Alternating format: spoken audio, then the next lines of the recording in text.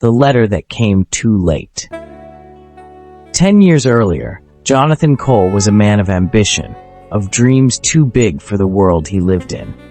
Fresh out of university, degree in hand, he had his sights set on a future beyond the struggles of everyday life. He wanted success, not just for himself, but for Sarah, for the family they planned to build. He had applied for a job at Westfield Oil and Gas, one of the largest multinational companies in the country. He was certain his qualifications would earn him a place. The interview had gone well. The panel had smiled at him, nodded approvingly. At the end, they had shaken his hand. "We'll be in touch soon." Jonathan had walked out of that office with his head held high, his heart swelling with hope. The first week, he waited eagerly. Every morning, he would wake up, polish his shoes, and sit by the window, watching for the postman. Every knock on the door made his heart race. But the letter didn't come. Then weeks passed. Then months. Still, he waited. He returned to the company several times, only to be told the same thing. Recruitment takes time. Be patient.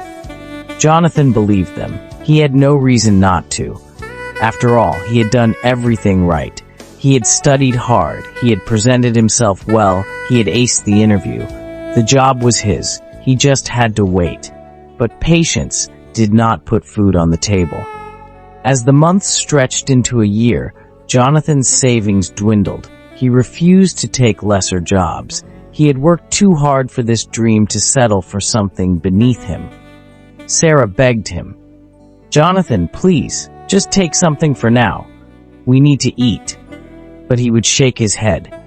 "My time will come." And so he continued waiting. Year after year, his hope began to wither like a flower deprived of sunlight. The fire in his eyes dimmed. His fine suits became worn, his shoes scuffed. His body grew thin from hunger, his spirit weaker with every passing day. Yet still, every morning, he would walk to the post office, his heart clinging to that one fragile thread of hope.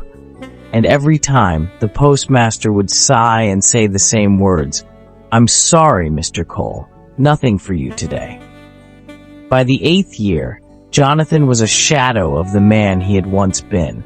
His eyes no longer shone with ambition. His back was slightly hunched from years of burden, his hands rough from odd jobs he had been forced to take. Sarah had taken up sewing to keep them afloat. The love in their marriage, once bright and full of laughter, had dulled under the weight of suffering. Then, in the 9th year, the sickness came. Jonathan's body, worn down by years of stress and starvation, finally began to give out. He coughed constantly, his breath coming in short, painful gasps, but still, he waited for the letter.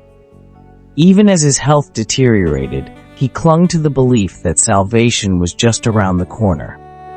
One day, Sarah found him sitting by the window, his fingers too weak to grip the teacup in his hands. "Jonathan," she whispered, kneeling beside him, tears slipping down her cheeks. "Please, let go of this dream. Let's find another way." He turned to her, his once sharp gaze now dull and distant. He lifted a trembling hand to her face, brushing away a tear. "My time will come," he murmured weakly. Sarah wept into his chest, but he no longer had the strength to hold her. A week later, Jonathan Cole took his last breath. But in the silence of that small, broken room, Sarah whispered the words Jonathan had held on to for so long. The rain poured heavily on the rusted rooftop of a small, one-room apartment in the heart of Lagos. The night was dark, the wind howling through the broken shutters, making them creak like a mourning voice. Inside, Sarah Cole sat on the cold cement floor, her arms wrapped around her knees, clutching a faded photograph to her chest.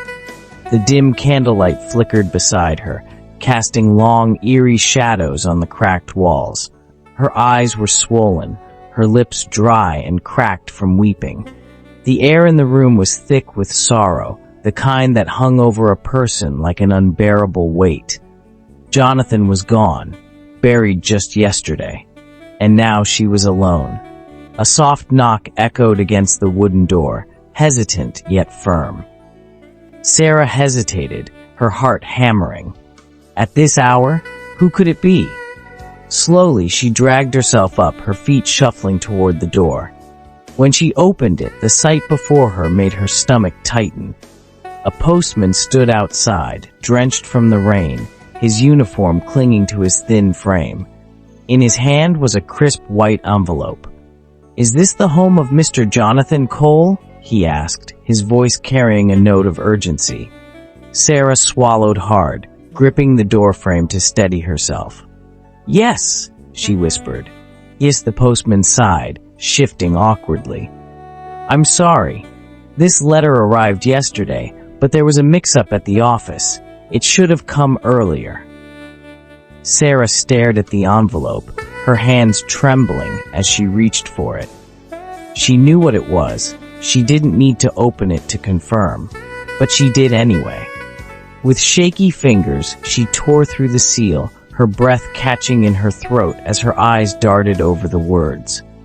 "Dear Mr. Cole, we are pleased to inform you that you have been selected for the position at Westfield Oil and Gas. Please report for duty immediately." Sarah let out a strangled sob. The letter he had waited for, the opportunity he had prayed for, suffered for, bled for.